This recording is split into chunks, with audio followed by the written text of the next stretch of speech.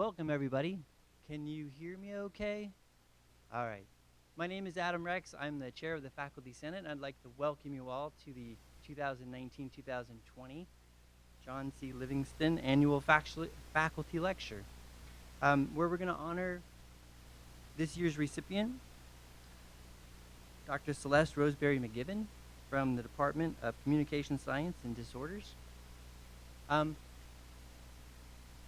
This is a great event. I love this event every year.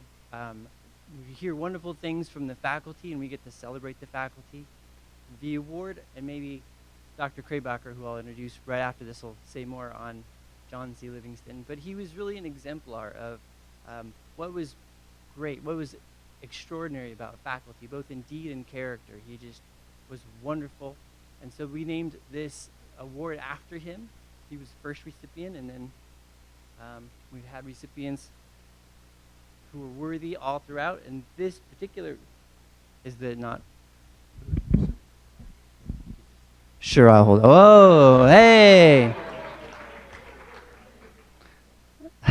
All right. Welcome to the John C. Livingston Annual Lecture. I'm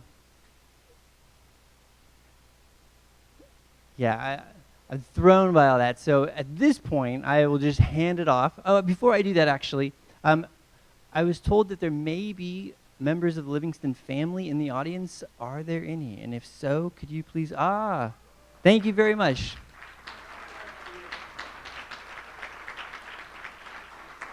Are you Cleve Livingston? Dr. Livingston's son is here.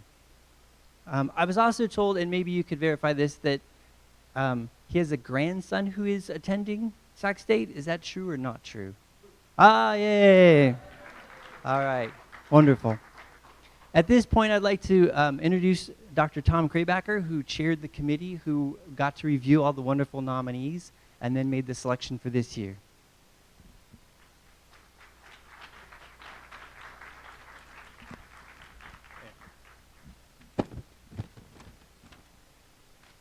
Okay, thank you, Adam. The Livingston Award and the lecture, the faculty lecture that accompanies it, is a 60-year-old tradition here at Sac State. It's also considered to be the most distinguished award that's offered to faculty because unlike other awards which are offered for specific areas of service, such as teaching or scholarship, this award is offered or is presented to people who have served the university much more broadly in their teaching and interaction with students, in their scholarly work, and their service either on campus or to the community at large. Jack Livingston gave the first such lecture because in many ways he embodied those characteristics back in 1959, so this is lecture 61 years later. And upon his death, the lecture was the lecture series was named in his honor. So basically what the lecture is, ideally, and in this case most definitely so, is a faculty member who over the course of their career has demonstrated a commitment to teaching and scholarship, particularly to their students and also to their community. And today's recipient, Dr. Celeste Roseberry-McKibbin from the Department of Communication Sciences and Disorders, I had to look to make sure I got that department name right, has during her 20 years on the Sac State faculty really epitomized those qualities. That's Dr. McKibbin was asking why she was selected, and those are the reasons. Dr. Roseberry-McKibbin is an internationally recognized language, speech, and hearing expert who has dedicated her professional career to support and enhance the treatment both of children who have grown up in impoverished environments and students with multicultural backgrounds, particularly those who are experiencing communication disorders or language impairments. Equally important, she is a strong believer in the critical importance of literacy skills, and to that end has created a very university-specific program the universities love to read, a children's book drive and literacy program through which she and her students who worked with her on this have so far, you can correct me if we got the count wrong, distributed about 250,000 books to children both locally in the Sacramento area and in over 40 countries around the world. So based on that, it's my privilege to introduce this year's chair, as this year's chair of the Livingston Annual Faculty Lecture Selection Committee. That's another term. I have to read the notes on it. It's my privilege to present Dr. Celeste Roseberry-McKibbin, who today will speak to us on, and I read this to you because I'm assuming your literacy prevents you from reading it on the screen, increasing the literacy skills of at-risk children in poverty for a brighter future, practical strategies. So let's all welcome Dr. Roseberry-McKibbin.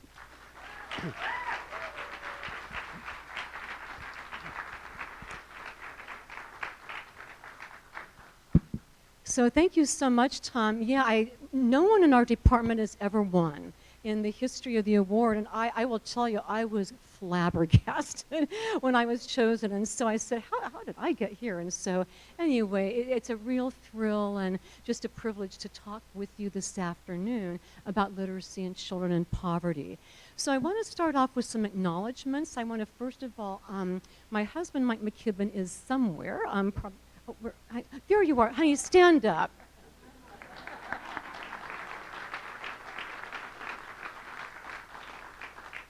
Yeah, Mike is a member of the San Juan School Board, and that's where he's going right after this. My colleague and office mate, Dr. Darla Heggie, was the one who nominated me. Can you stand up real quick? And then I've got my father and my twin sisters here who are both Sac State alum, Floyd Roseberry, and then Monica and Crystal. So they all came from the Bay Area. They said they didn't even recognize the campus when they drove onto it because of all the building and all the wonderful things that have been happening. And I'd also like to acknowledge Dr. Robin Carter, the dean of the college, right over here.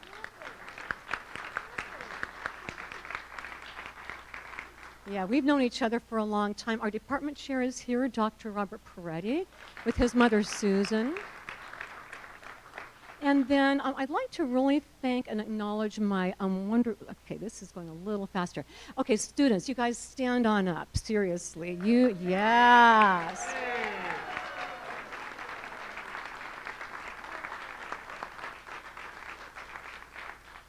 Yeah, you know, I guess I'm doing decently because they're coming back to choose to hear me without taking notes for an exam. So that's always a very, very good sign. And I get very misty-eyed when I say this. I would not have this book drive without my students. Literally about 95% of the books have come from them. So this is very much of a team effort, and I'm so grateful for that. So, all right, sorry, this is a little bit faster than I'm used to. So you guys, we in our Department of Communication Sciences and Disorders are speech-language pathologists. We're involved in serving children and adults with communication disorders. A lot of people think of stuttering, stroke, you know, different things. And we work with literacy as well, and Dr. Peretti and I have worked together for a long time in that whole area. So I'm a full-time professor here at Sac State, and then living on a lot of prayer caffeine and under-eye concealer. I also work as a clinician in a local school district, San Juan Unified, where my husband is on the school board. So it's a lot of fun. And so that's a couple of Fridays a month, and so I serve Head Start preschoolers. I serve kinder through 5. And then I was selected a few years ago to work with young men who are teen sex offenders, and they come to group homes after they get out of juvenile hall, and then I see them at the safe school. And I will tell you, I really love that population. They're great kids, and I have some stories about all of those. So to kind of dive right in here, I'm very blessed. Maribel Oropesa, would you just stand up really quick and be acknowledged? So Maribel was in my office last week, and she has collected close to 4,000 children's books, and yeah, very, very impressive. And she is a junior in the major. So she was actually interviewed for this for a article that they put out, and she talked about how she got involved. And you guys, again, this is just the fall of her junior year that she's collected between 3,000 and 4,000 books. So she shared with me and allowed me graciously to share her story with you, that she grew up in a pretty rough home where there was a lot to escape from. And so she found out about the local library, and she was very interested in that. So at 9 or 10, she'd come home, and then she would go right to the library, where she was able to really escape from some of the realities of home, and that was a real haven for her. And so books allowed her to be transported. It really helped her to visualize a better life for herself. And how many of you maybe were raised in something similar, where it was kind of hard, but you had books and you were able to read and see that life could be different and life could be better? And now Maribel, again, is a junior with us, and maybe I can twist her arm into getting a PhD, I hope. But anyways, so a little bit of a definite success story there. So let's go ahead and dive into the research. Research shows that in comparison to middle-income children, regardless of ethnic background, that's a more minor factor, but the low-income children of all ethnic groups don't get the written and oral language stimulation that middle-class children get. There's research, if maybe some of you have heard of Hart and Risley, and they discovered that by the time low-income children get to kindergarten, there's been like a 30 million word gap, where middle-income children have heard 30 million more words than low-income children by the time they reach kinder. So the research is definitely out there. And so the problem of literacy deficits is kind of like a puzzle. There's a lot of facets to that. And so it's easy to look at that and think to yourself, well, what can I do? Because it's very, very complicated. So I looked at this and I thought, you know what, I'm just going to look at the access to books. Just pick something where I can do, just kind of light a candle in the darkness and see what I can begin to do. So that is what I chose to focus on. So our mission in Love, Talk, Read, we encourage parents basically to love, talk, and read to their children every day, and we give away free books to them. So these are books that the children get to keep and they do not have to bring back. I remember this was a few years ago, Robert, you and I were there together at the ASHA Schools conference in Long Beach. And one of my audience members was from West Virginia, and she said, you know, we had this program where we would, you know, send home these library books in these beautiful Ziploc bags, and 2 weeks later they would come back unopened. And we're like, why? And she said the families were so scared that they would lose or damage the books, and they couldn't afford to pay for them. So we're very blessed to be able to give the books to the families. They can share them with their siblings and hopefully their neighbors as well. So the Heart of America Foundation tells us that the strongest predictor of academic achievement is how much reading material is available to those kids. And so while that's the strongest predictor, over half of our families have no books at all in their homes. And by the way, you guys, you are welcome to take pictures of these slides if you would like to do that. But yeah, so it's pretty striking that even in the year 2020 that this is the case. So it's interesting that even more than socioeconomic status, the availability of reading materials is the biggest predictor of achievement or lack thereof. So here's a statistic. My students know I love numbers, and I just can't resist them, right, you guys? And they're furiously memorizing for their test on Thursday, all my numbers. But so this really galvanized me that they've shown that in some communities here in our country that the average middle-class child owns 13 or more books. My son probably had triple that, our son. But in some low-income neighborhoods, there is one book for every 300 children. So imagine yourself holding up a copy of Goodnight Moon, and there's 300 kids waiting for that. It's really pretty crazy. So that really, really motivated me. I thought, wow, I need to be able to do something about that. And they found that the lack of literacy is welded to, unfortunately, being connected with the justice system. And over 70% of our prisoners can't read above a 4th grade level. So there's a very, very strong correlational relationship between low reading skills and, unfortunately, going to prison. So 4th grade is the watershed year. That cute little 10-year-old who's reading below grade level has a very high chance of going on welfare or unfortunately being incarcerated later. So it's stuff like that that just kind of keeps me awake at night, gets me up in the very wee hours of the morning to, my friends and students know, to just come in and just keep hauling those boxes of books. So again, these children lack access to books, and they're also not read to at home, and that's another thing that Dr. Peretti and his students are making a very big difference in that. So this is another one that is very galvanizing to me, and there's, if you get this online, there's a bibliography at the end, that states like California and West Virginia look at the number of 3rd graders who are reading below grade level and factor that in to build prison cells. Now, I don't know about you, but that just, I mean, that's it right there. It's really amazing to see that correlation. So this is Eddie, and I'm making all these names up. These are not their real names, but he is a teen young man who had come out of juvenile hall. And everyone thought, oh, you know, he just, maybe it's poverty, maybe it's English as a second language.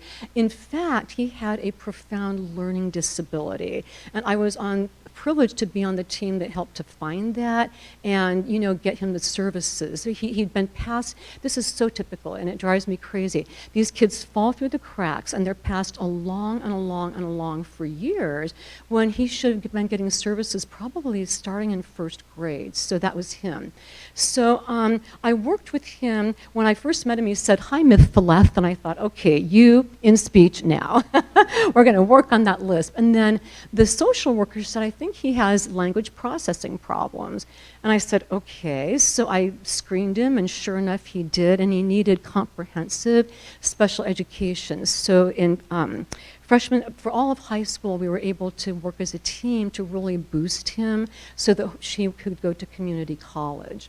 So one of the best things that ever happened to me, he was carrying around, some of you heard this story today, sorry, but in class, but he was carrying around this tattered science fiction book. And I said, Eddie, would you like some more books? And he goes, yeah, but of course he couldn't afford them. So I said, okay, well, what do you like? And he says, well, I don't really know. And I'm like, oh, good. So I went to my son is in college. Our son is in Washington, D.C., and I thought, you snooze, you lose. So I went to Mark's bookshelf and just kind of swiped the Christopher Paolini series. So we did that, and we read through Harry Potter. We worked on all of that. And this really kind of chokes me up, but one of the greatest moments of my whole life was when he said, you know, Miss Celeste, I was choosing between a book or a video game, and I thought about it and I realized I'd actually rather read a book. And you guys, it doesn't get any better than that. And I remember thinking, if a bus hits me on my way home, I'll die happy, you know. This kid really, but it was just so touching to me. So it was because someone worked with him, someone helped him, and someone put books in his hands that he wanted to read. Not any Edgar Allan Poe. These boys do not like Edgar Allan Poe. I'm just saying, had a lot of battles over that stuff. And then this is Sammy, another student, again, not his real name. So Sammy was born deaf, basically. Mom and Dad had been kind of in and out of prison and a pretty rough past, as many of my kids have. So Sammy told me one time that he was, I guess his parents were fighting in the kitchen, yelling and screaming, and his mom said to his father, you know, the baby's not crying. And so she went in there, and there was Sammy peacefully sleeping. And she goes, honey, I think you better come in here. I don't think she was calling him honey, actually. But and she said, okay, you better come in here. So the dad came and said, nothing's wrong with him. And then the dad said, I'll prove it to you. So he goes to the kitchen, gets a frying pan and a metal spoon, and comes in, and bang, bang, bang, and Sammy keeps sleeping. It's like, okay. So he got his first cochlear implant. We have some audiology professors from our department here. He got his first cochlear implant, but he only signed until he was 10. He didn't even begin to talk till he was 10. So I had the privilege of working with him, and Sammy he likes to work with his hands. He's not about books, he's not about reading, but I made him do it. So one of our former students, his name is Sean, gave me this 55-pound book on auto mechanics, and I gave it to Shiloh, and Sammy was looking through it with me and kind of talking about it. So that got him a little more interested in reading. And then there were just some motivational issues because he was so bored with it. And so I would say to him, come on, I know you hate Edgar Allan Poe, but we've got to plow through it. And he graduated from high school. He is now at a community college majoring to become a diesel mechanic. And he will start at $81,000 a year, probably when he's about 21. So it's just things like this that kind of really keep me going. Okay, so those are just some of the young men I've been privileged to work with and help with literacy. The mayor's office tells us that a lot of our third graders in Sacramento are reading below grade level. And I remember one summer I was buying books from a library sale, and I said, what do you do with all the leftovers? And they said, we donate them to juvenile hall. And for a lot of the juvies, that's the first time they have ever had a book. And so I feel that that's very tragic, that in order to have access, you have to be incarcerated. And then there's our son, Mark. I dragged Mark through a lot of hot days with heavy boxes. No wonder he moved to DC, right? There comes Mom with her, wanting to help me. But this was very interesting. This is Tiffany, the officer that we worked with, and she has a library at juvie for the kids. And she said that, okay, in juvenile hall, if you've ever been there, they don't allow internet access for obvious reasons. And so there's literally nothing to do but read. And so the kids are so bored, so they kind of come into the library. And she said so many of them have said to her, Miss Tiffany, reading is fun. Who'd have thought, right? But they've never really had to read before. And so she said that by the time they leave, a lot of times their skills in reading are like a year or two higher than they were than when they came in, just because they have access to interesting books. So we've been really privileged to donate to Juvenile Hall. And then I'm looking at some statistics. It's pretty crazy to me that it costs us 10 times more to incarcerate a child than it does, or a prisoner than it does to educate a child. So I just Googled this, and it's now $81,000 a year, whereas we spend about $8,000 a year to educate a child. And then homelessness is another consequence of literacy deficits. There's lots of reasons for persons experiencing homelessness to be out there, but literacy deficits are definitely an issue. And it's interesting to me that in San Francisco, for every person experiencing homelessness on the street, it costs $100,000 in 911 calls and emergencies, different things. But it costs a fourth of that to provide them with secure housing and literacy opportunities. So it's just interesting how it's a lot cheaper and a better use of our taxpayers' dollars to educate folks who are struggling. So what I want in my life, and my students are right on board with me, is to prevent these things. I don't want people going to prison. I don't want them out on the streets. I want them to be successful early in life for a brighter future.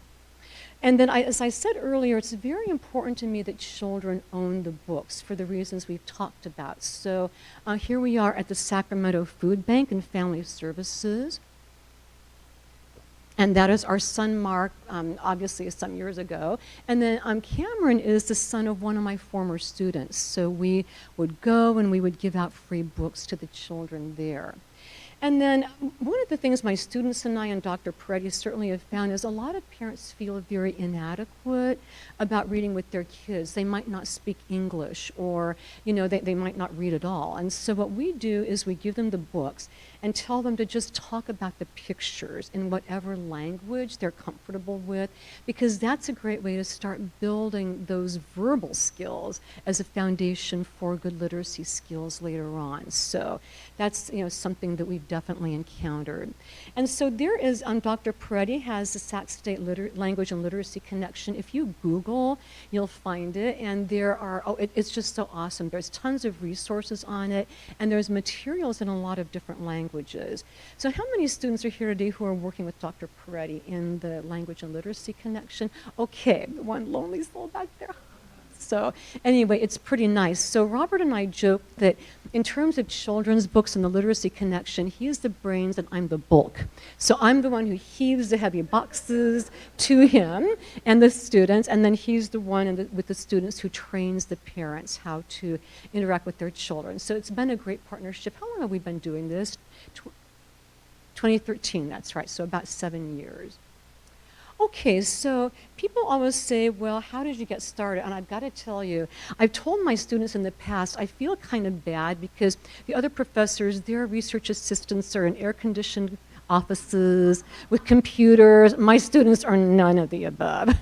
This is Shasta Hall. We're now in Folsom Hall. We love it, but we're squishing cockroaches and trying to run away from the spiders and all that. So anyway, but I have a much more beautiful closet now in Folsom Hall, and I'm grateful for that. So I was interviewed for a magazine article some years ago, and she said, what do you really need? And I said, well, actually, a big garage and strong muscles. You have to kind of be in some shape to do this. And so there is our garage. Our dog is always hopeful. And my poor husband, so I came to Mike back in 2008 and I said, honey, you know how you get that tone, right? When you want something. I'm like, honey, he goes, yes. Can I have a couple of feet of space in the garage for a few months? And he's like, oh, yeah, sure. So here we are, 11, 12 years later, and I've pretty much taken over the garage. So as you can see, just in that slide, a lot of times I've not been able to even park because we've had so many books there. So it's been a lot of fun. And then I remember that Dr. Peretti said something to me. This was in 2013. I said, you know, should I become a charitable organization and do money? And he said, Celeste, look, we've known each other for a long time. You'd be miserable. And it's actually true. You guys, I'm not a businesswoman, and I'm not pretending to be. So I just decided, you know, this is just going to be free and nonprofit, and I'm just going to enjoy myself, and that's what I've been doing. So as I kind of started up the whole Love Talk Read Book Drive, I dug into my childhood memories of reading and just kind of tried to look at it from a personal point of view. So, oops, okay, let me go back there. So as a kid, I loved to read. Mom and Dad had 4 girls in 3 years. It was me, and then 16 months later, Angie, and 16 months later, Crystal and Monica. So there we were. And Dad was a Baptist minister, and so there were times when we didn't have much, but we were happy, and Mom always read to us. You guys remember that? Yeah, she always read to us. We always had books around, even when there wasn't maybe a lot else. So then, living in the Philippines, I was raised there, ages 6 to 17. And it was really, really a great life. We never had TV. On one island, we had a phone. On the one island, we had no electricity. So really, all there was to do was read and run on the beaches and in the coconut groves and kind of play. But we didn't have all the electronic distractions that my son, no, of course my son doesn't have any of that. So, but the leisure activity really was reading, and I remember spending a lot of hours. I'd come home after school and just pop open Nancy Drew. How many of you read Nancy Drew books? Right, I love Nancy Drew. So I'd come and pop that open and read that. So that was a lot of fun. And then you guys, many of you know, my students, of course, all know the story of our son Mark. So Mark is our only child. He was a very, very cute little boy who was very verbally gifted. He had a big vocabulary, long sentences, again, just as cute as a button. But I noticed as he was kind of progressing toward kindergarten that reading and writing were really hard. And so we put him in Montessori for a year, and so when he started kindergarten, he was almost 6 years old. And by then, we'd been reading to him for hundreds of hours, and we put him in the public school kindergarten, and the teacher called us for that first meeting, and she said, he's at the bottom of the class, just so you know. And I'm thinking, what's wrong with this picture? We both have our doctorates. I've read to him from day one. Is there someone behind me maybe that you're talking to? Because that can't be me. But no, it was him. And she said, well, maybe we should think about special ed. So I said, okay, well, let me kind of look into it. So my sister Monica up here was playing with a bocce ball partner, and she happened to mention that Mark was having some issues. So the bocce ball partner recommended an occupational therapist, and I took Mark. And I don't remember anything from that whole hour except something was wrong with my child. So anyway, we had that, and then Monica, and then that OT referred me to an OT who was closer to our home. And so I took Mark to her and found out that he was very, very low in reading and in his writing skills. So then we got a wonderful new OT, and she helped a lot. The schools would not take him because he didn't fit their special ed criteria. So we were very blessed to be able to spend money out of pocket. Not everybody can do that, but we made a lot of sacrifices, and we're so grateful that we had the resources.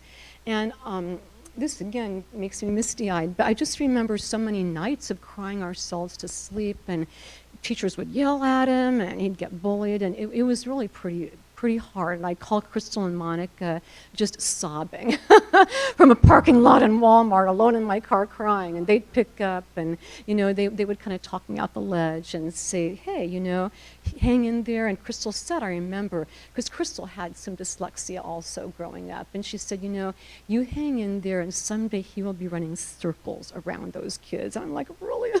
She's all, yeah, I promise.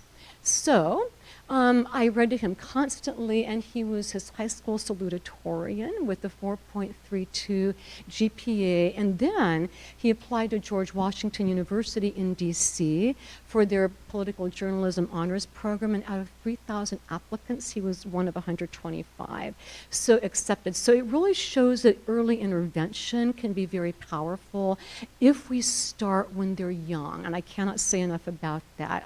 Older is okay, but that was ours. And so now GW sponsored him. He's 22, he's a senior at GW, and he's applied to Oxford for a master's in comparative social policy. I don't know that he'll get in, it's very competitive, but how awesome to come from not being able to read or write or tie your shoes to being sponsored for this kind of opportunity. We'll find out next month if he gets it or not. And if he doesn't, that's okay. It's just an honor to be nominated. So that's kind of the power, I think, of literacy and early intervention. When Mark was little, I just remember thinking that if I can just get him to keep enjoying books, and so that is what helped fuel the book drive. So I had my experience, I had my son's experience, and then as a practicing speech-language pathologist, I became aware of just what was going on in our state. These kids do not have access to books.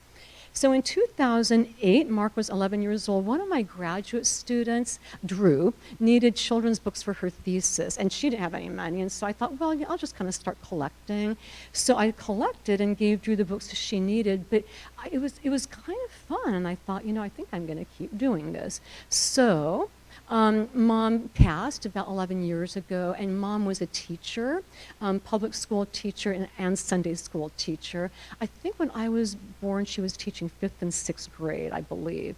And so I decided that I would continue in her memory. So I remember in the Philippines, Mom was a volunteer librarian on one of our little islands, and I can see her like it was 2 seconds ago, just sitting there. Remember that, you guys, with her little stamp and the little checkout cards and everything, because she just really prized reading, and she prized children's books. So the student graduated, and I thought, I'm having fun with this. Mom's gone, so, just in her memory, I would like to continue to collect books since Mom, as a teacher, loved children's books so much. So back then, my initial, our student group said, Dr. Roseberry, what's your goal? And I didn't really have one. So I picked a number out of thin air. I said, well, gosh, 500 maybe? And I felt so audacious, and I was so scared that I went to Target and bought the first 60 books myself for $1 each, just so I would have 60. And I thought, I'll never get 500, I'll look bad, but what can you do? So there I had that, and thanks to my wonderful students, we are at slightly over 250,000. So I have to tell you, I never in my wildest dreams ever knew or thought that we would get that far. So we're always setting new goals. My friend Darla Heggie, who nominated me, says, Celeste, you're going to get 1 million in your lifetime. So I hope that she's right, and with my students at my side, it could definitely happen. Oh, the less glamorous aspects of the job. So yeah, so don't try this at home. Anyway, but I do get a lot of my boxes from better places than that. And then I've donated to Reading Partners, and I'm going to take this opportunity just to give them a shout out. Our department has been privileged. I found out this January and February to send over 500 of our students into the community to read with children. And can I have a round of applause for that? I'm really proud of our students. So they have gone out there and to read with children. With Reading Partners in the public schools, if you are a child who's having difficulty, to get special ed services, you have to be very, very, very, very low functioning. So there's a lot of kids who are low but not low enough to qualify for special ed, and they fall through the cracks. And so what Reading Partners has shown is that 26 hours of one-to-one tutoring with a caring adult can boost their skills by a whole year. So that's very motivating. And a lot of my students have gone out there and they've volunteered, and they say, Dr. R, I feel like such a rock star when I'm out there. And it's just nice. The kids really appreciate the attention.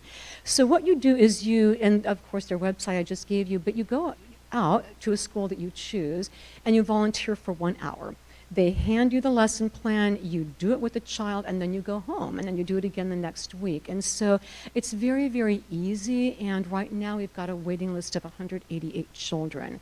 So I hope some of you might be interested in looking into that, because our students, again, have been able to contribute to a lot of lives of children out there. So the books, my students, like I said, I have friends, neighbors, family, Monica and Crystal. Monica's given me paper bags, she's for my books, and given me books. So these are a couple of former students who led a brownie troop of third graders, and they donated like 2,000 books. It was pretty amazing. And then this junior and the major, like Maribel, collected over 3,000 books. And most of my students are in their early 20s. So they're they don't have a lot of money, they don't have a lot of connections, but they put the word out on social media. And what they always say to me is, oh my gosh, Dr. R, I never knew I could collect that many books. They keep coming. And Maribel has said that, right? So her church just keeps giving and giving and giving and giving. And so I bring my RAV4 and we stuff it full at the wee hours of the morning when the sun is rising. And so that's kind of fun. Okay, now this is a very fun story. So this senior and her husband collected 5,200 books. They brought them on an August day when it was 102 outside. And I didn't know whether to thank her or start crying. And it was kind of funny because we did all that, and Mark, our son, was helping. And so we did that. We got all the books out, and then my car died. And Mark and I were standing there pouring sweat, and he goes, Mom, I hate this book collection so much. And I said, honey, right now I do too. But anyway, no, he was very helpful with that. So then, is Mary here? I don't know if she's able to make it, but this is one of our current students. After the wildfires in Paradise in 2018, she came to me and just said, Dr. R, I'm just heartbroken. I grew up there. What can we do? So we were able to collect and donate over 6,000 books. And they said, our goal was 10,000, but they said, stop, we don't have room anymore. So we literally had to stop donating to that, but that was just great.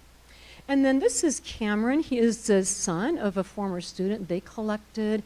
And then, were any of you guys in Rotaract in high school, the Rotary version, the high school version? Anyway, so they collected over 1,000 books for children. This is the school that our son Mark went to, kinder, first, and second. So my new philosophy is that 12-year-old girls rule the world. Sorry, everybody, but the student council, they collected over 3,300 books in 4 weeks. We just had a contest, and Mike, what did we promise? Pizza, I think, to the winners. Yeah, so that was really amazing, and these were pretty nice books, and you can see my husband Mike right there with them. So my church was really supportive. We've got thousands of books there. And then I keep an eye out for summer sales. A lot of libraries will have that. And then a lot of organizations like the Rotary and Lions Club are also very interested in donating. And then Dr. Preddy and I have been privileged to be on TV to promote the book drive. And so there we are with Nora. Remember that?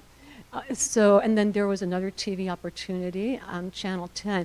And this was the first one I did, thanks to my former student, Nora. And I was so nervous to be on TV that I almost called them and lied that I was sick. And I thought, Celeste, no, you're not going to lie to these folks. But I was just terrified. I told myself, don't be such a baby. This is about the kids. This is not about you. So I, anyway, did some of that, and that was a lot of fun. So I have some brochures back there, and then I have a website with more information as well. So my students know I'm a big Instagram hound. So if you follow me on @LoveTalkRead, I will follow you back. And we do a lot on there as well, on Instagram and Facebook. Okay, so starting, it's really, really easy and it's fun, I promise. Maribel can tell you, but have a large box and a flyer, and of course this is in my brochure, and then it's good to challenge the groups. So with those elementary kids, at first I said 500. I thought, what are you doing? So I said, you guys can do 2,000. And I said, what about 3,000? And they exceeded their limit. So we want to challenge people, keep reminding, and then celebrate. So those are basically the steps that you would use. And then I was privileged to write this book, which is on Amazon now, but it's just for parents of children from birth to 5, just some very simple reading tips that they can use when they're reading with their kids. So I want to just show a few pictures of children that we've donated to. We've been privileged to donate now in 42 countries. And people ask, Celeste, where do you get the money? And I don't. I send them in people's suitcases. You're going to Guatemala? Can I put some books in your suitcase? And so anyway, that's kind of how I do that. It's not very, I see Dr. Ernest Muwazi here. I keep trying to get books into his suitcase to take to Africa. Right, Ernest? I have a very elephantine memory, so someday I'll be able to do that.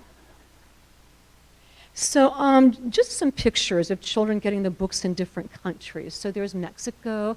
One of my current graduate students goes to the Philippines, and she's donated to orphanages, public schools, hospitals. And so it's kind of cool for my own students to think that some book that they buy at Goodwill could end up in the hands of a child halfway around the world, but it could. And then one of my friends, her name is Deb Harms, she works part-time with us to American Samoa, and gave one of our students, Anastasia, gave books to orphans in Ukraine. And then there's some orphans in Mexico getting books. Okay, I think it likes me over here better. Okay, there we are. And then this girl in the Philippines, I love the expression on her face. It's things like this, pictures like this that keep me going when it's 102 degrees outside. Oh, okay. All right, just being a little slow. Okay, and then there's a picture of some books donated in Cuba. And then here, again, orphans in Mexico. I love these girls at a local Head Start school where I work part-time. They're not in special education, so they're regular attenders, but girls experiencing poverty. Here is Thomas Edison, right here in Sacramento. We were able to donate books there. And then I send books to Baja, Mexico with the Flying Samaritans, which is a nonprofit group which brings doctors and dentists and glasses and medical services. So I met them, five years ago. I said, would you like children's books? And they're like, yeah. So a lot of the kids speak Indian languages like Mixteco or Zapotec. So we just send books with colorful pictures that the families can talk about in whatever language that they speak. And then we've also donated to the Family Justice Center on both adult and child books, so that's been really uplifting. Unfortunately, elder abuse is increasing quite a bit, and so a lot of those folks need books in their homes as well. And then we've been very privileged with my husband being on the school board to work with Greer Elementary School right off of Bell Avenue here in Sacramento. And it's just so sweet. It's like, oh, so I brought them probably about 10,000 books donated by my students. And the Greer faculty and principal have organized them. So parents are literally able to come into the front office, take a right-hand turn, and just walk away with books. So that's been really great. So I think I was there, that was last week. There's Amy, the principal, Amy Gregory. And what they've done there that we're so proud of is they have like a kiosk, like you would get newspapers in. And it is open 24/7. So there it is right there. And the children painted on the kiosk. And so people can come on a Saturday or on Christmas morning or whatever. And she said right now they're giving away about 50 books a day. And the nice thing is that the students from Encina High School nearby are coming over and seeing if there's books for them. So anything to get teenagers reading, right? And off their phones, but that's a whole another topic. Okay, so there's a little girl in Ecuador. One of my students took that, and then there's another child in Baja right there. We've also been very blessed to donate to Unsung Heroes. So that is an organization here in Sacramento that celebrates the achievements of African American veterans, and so we were able to give them a lot of books that they could bring to the homes of the veterans and their families. And then one of my students, after an earthquake in Nepal, went and donated books to children there. There are some children in Lesotho, South Africa. There's Samoa again, children. And my friend who brought the books to Samoa, I've never been there, but she said when she goes back, the books are in shreds because the families have used them so much. So therefore, the first time she went, she took like 6 books. The next time she came with a giant empty suitcase, which I promptly filled with books for her. And then we've donated in El Salvador. We've donated, locally to children in a low-income complex. There's some more children in Baja. There's a Ukrainian orphan feeling happy with getting a book. And then there's my own school where I work with Debbie Johnson Garcia. Raise your hand, DJ. There she is. So yeah, so we work with those children as well. And then our son Mark, who, again, with the severe dyslexia, for a while he hated reading so much. The only way he would read practically is to hear me tell Captain Underpants stories in squeaky voices. And then we went to a local library where there was a therapy dog. And he loved reading with a therapy dog. So here, Kendall Radin is a current grad student in our program, and that's her retired therapy dog. And there's a child in the special day class reading with the dog, and they love doing that. And some more pictures from Lesotho. I discovered Only Love Preschool during my husband's 2014 campaign for school board. I was driving by and I said, hey, we have our speech and hearing clinic. Our clinic director, Jeanette Wilson, is here. Jeanette, raise your hand really quick. So I was kind of out pounding the pavement. She had just started working with us, and now we have a waiting list, thanks to Jeanette. But anyway, so I discovered this preschool, and this is one of the highest poverty areas of Sacramento where I donate children's books for, the summer and Christmas and any time I can. And then we have books in Braille if needed, and then I really love this. This is the Among Toddler, getting a book. And then I've been privileged to donate to some Native American reservations as well. This is the Yurok Res, which is near the Oregon border. The woman who took them is Stormy, and there she is, and so that's her and her grandson reading a book. A lot of these kids have never owned books before. And then more kids in Lesotho. And then Joe, some of you recognize him. He is an alum who's out there working. He was just at our student conference. His mom is Fijian, and she is a flight attendant. So I gave him about 1,000 books to take to Fiji. And so he happily scooped those up and is definitely going to scoop up some more. And then we do have an outreach, and these pictures, this is an ongoing outreach mission in a church near us, but these pictures are from a long time ago, so we won't have any confidentiality problems. But there is a program in this church called Get on the Bus, where children in LA and their moms get on the bus at 6 at night on Friday. They arrive on Saturday morning at around 6 a.m. in Citrus Heights, Orangevale, our area. And we provide breakfast. And one year I said, would you guys like children's books? And they're like, yeah. So we've been donating, and that's been really, really special. And so this little boy never had a book before, and I just love the look on his face. And so what they do is they take these to the prison to read with their fathers and then take them back to LA with them.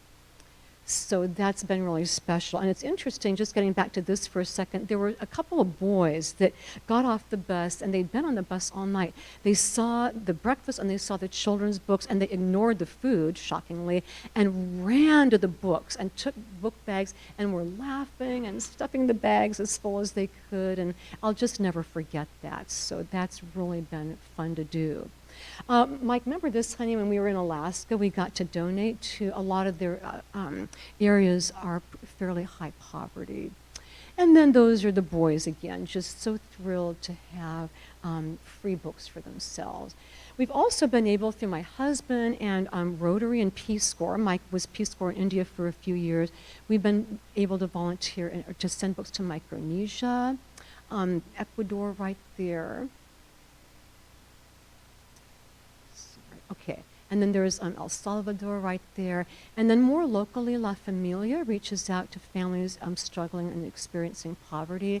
And then we've been able to donate a lot to migrant camps. This is Nayeli, a former student, and she was sharing with us the story that no one was coming over to the table, and she found out that the parents could not read libros gratis, free books. So she said to the kids, go tell your mom and dad, these are free, come on over. And so they did, but she didn't realize the parents couldn't read that sign. And then we also, this is a low income area, Samoa again. And then this is one of our very high poverty schools in San Juan. We are in San Juan Unified, the third largest receiver of refugee families in the United States. And a lot of them are from Afghanistan. We have a lot of Middle Eastern. Sponges, hard workers, eager to progress. And so there are those children there. And then an orphan from Nicaragua received one, and then Head Start, we had a Christmas giveaway for the children, and that's at my school, which was also very fun. And there's another orphan from Nicaragua. Little girl in the Philippines getting one, Yolo County. Closer to home, a Halloween festival there. And then we were giving away books at the Sacramento Food Bank and Family Services, and this was very touching. This was a teen mom with a 6-month-old baby, and this just really is amazing. She said, I've never seen my baby smile until today, when we put a book in her hands. So yeah, that was very, very touching to me. Again, a lot of poverty, a lot of trauma and stress, but look at that baby's face.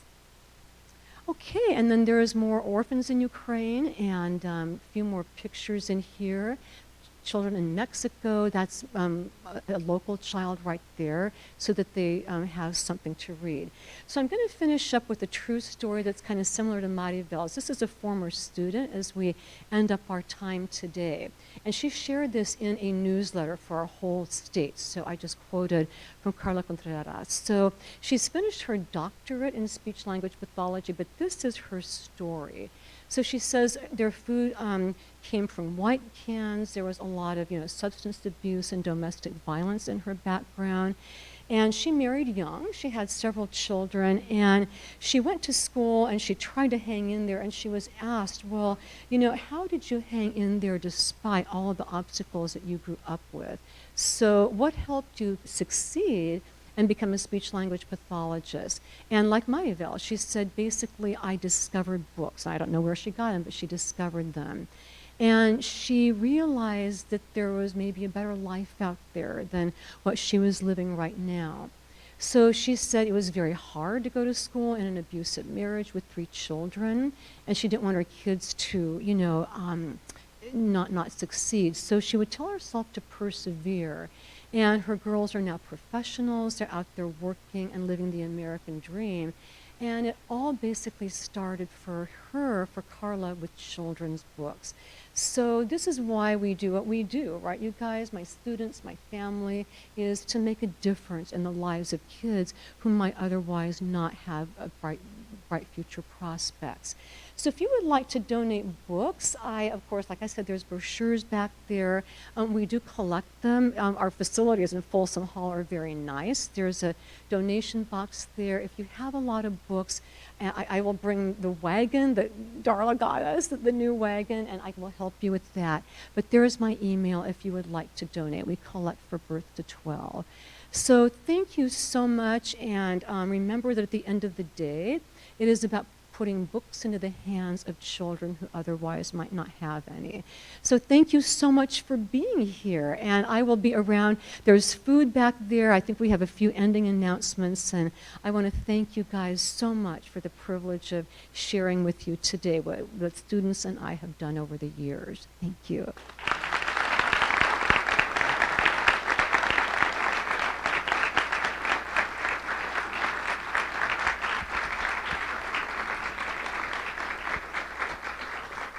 It is my pleasure, on behalf of the faculty, to... Oh, you're not done yet. Hold on one second. To present to you this plaque. And, of course, a check as well. Please join me in thanking her for a wonderful talk.